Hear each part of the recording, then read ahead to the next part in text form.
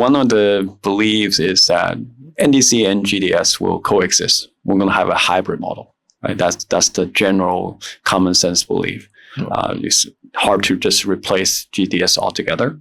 So what do you think are some of the technology barriers in making this hybrid model work? As an airline, you have a lot of legacy applications that have been around in a lot of cases since 70s and 80s, right? So, we don't always call it NDC anymore. We call it offer and order or modern retailing. And it's really the long-term vision is to say is how do I decouple myself from the legacy platforms that are out there, because they're the ones that create a lot of barriers to innovation.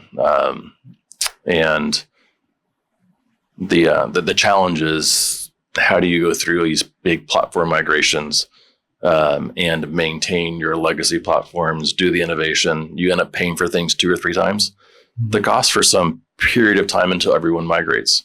All of your systems migrate. The problem with NDC and the airline landscape is that it's not just about you, right? If you're American Airlines, you have your alliance, you've got your codeshare partners, your airline partners. And if you want to maintain those relationships, well, they're also on legacy, Edifact, PSS type platforms. So you can't actually complete your migration until all of your partners have migrated to.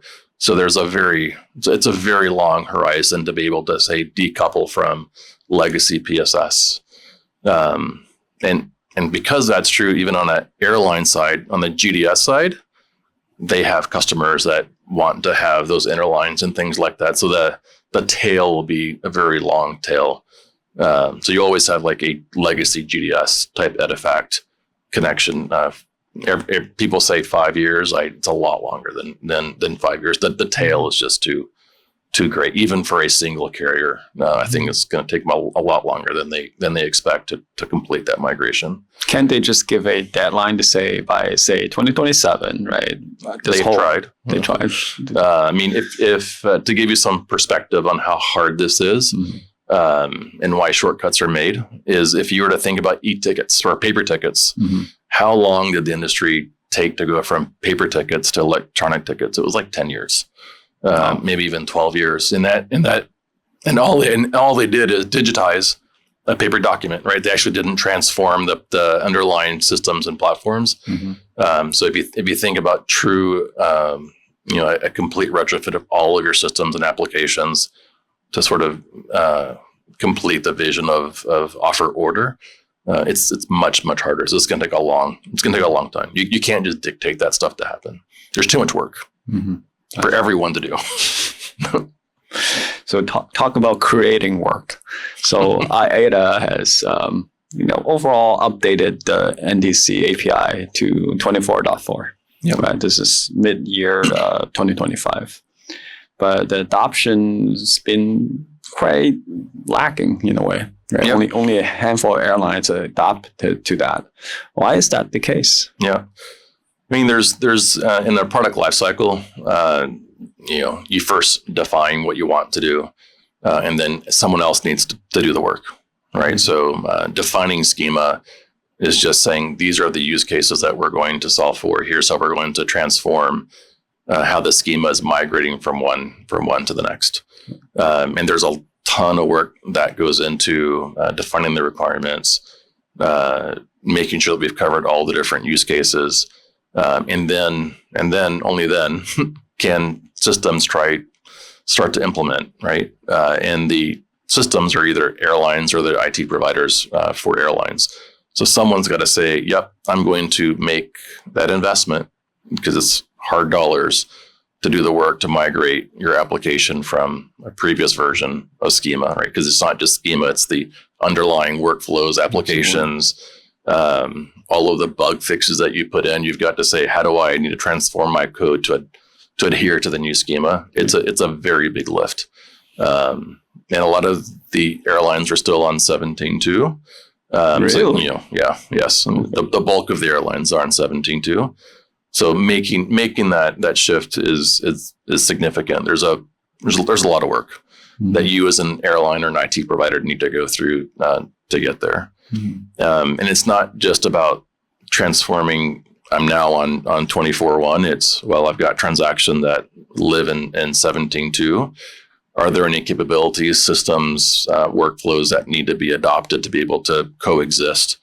So it's not just about producing a schema. It's about defining the requirements, defining the schema, and then having everyone in the ecosystem migrate their applications, platforms, processes to also be compliant with that new version, if you will.